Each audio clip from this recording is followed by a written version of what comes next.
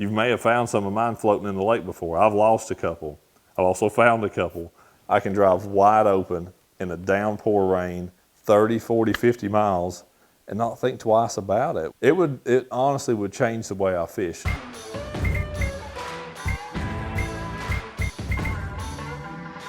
Hey everybody, welcome back to the garage. We are here today to discuss some things that you're going to need if you're going out on the water, and the weather conditions just look a little less than favorable. These three items, I think, will, I know from experience, they will help take a miserable day on the water and make it to where it can be comfortable enough to get out there and enjoy what could turn into a great day of fishing. For me, you got to start off with a good set of rainwear. I mean, that's really where it all begins.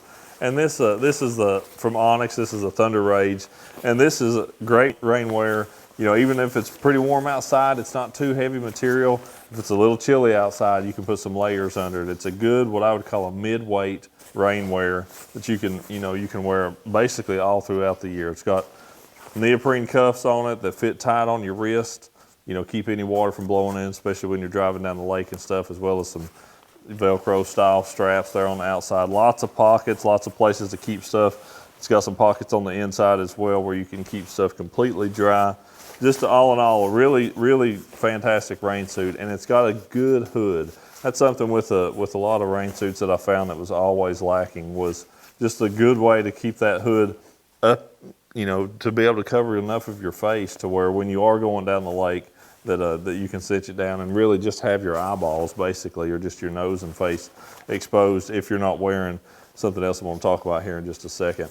And with the Thunder Rage, it actually has bibs as the bottoms, you know, so it's able to come up onto your chest a little bit and keep any water shed off of them that way. So a good set of bibs with that Thunder Rage rain suit. Again, an excellent, what I would call a mid-weight rain suit that will work basically all year for you.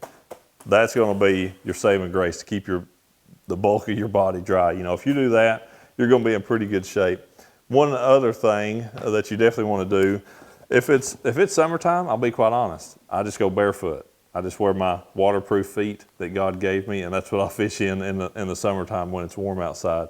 But if it's a little bit cooler and I want to keep my feet dry and warm, then I'm going to go to a pair of boots. These are what I wear in that kind of mid-temperature stuff, you know, anywhere from 50, 60, maybe 70 degrees, you know, 65, 70 degrees. If I'm not wanting to go barefoot, but it's not warm enough that I really need heavy insulated boots, this is just a pair of rubber boots I've had forever. They're actually Duck Commander brand rubber boots is what these are, but just something that's good. It doesn't have real heavy tread. These aren't real heavy weight boots, but they are completely waterproof, you know, so that's a great thing with them.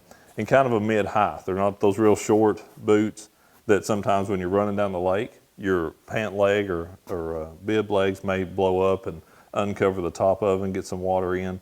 Just a good mid-height, you know, boot to be wearing in the boat. That is an excellent thing. This last one, the boots I'm not sponsored by. I am sponsored by Onyx, just full disclaimer on that, but an excellent rain suit. I'm not sponsored by the boots, and also not sponsored by any helmet companies. But this is a lifesaver if you're out there fishing in any time of the year and it starts raining. If it's summertime, if it's wintertime, if there's precipitation coming down, I have this helmet on my head unless I forgot it in the truck.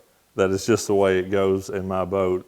It's so much more comfortable wearing this thing.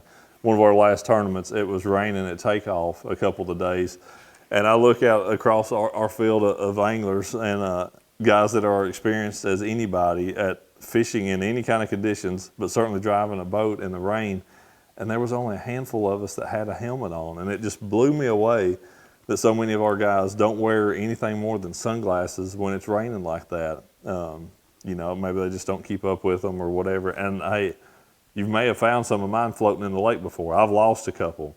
I've also found a couple, and I've bought a few, but it is absolutely money well spent. You can spend, you know, 80 or 100 bucks on just a decent helmet, and it serves you really, really well. I can, honest to goodness, I can put that thing on.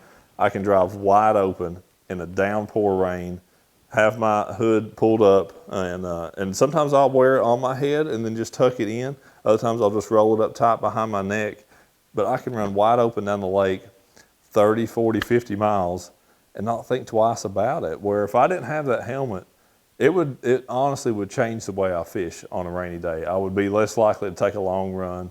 I would be less likely to move as frequently as I do.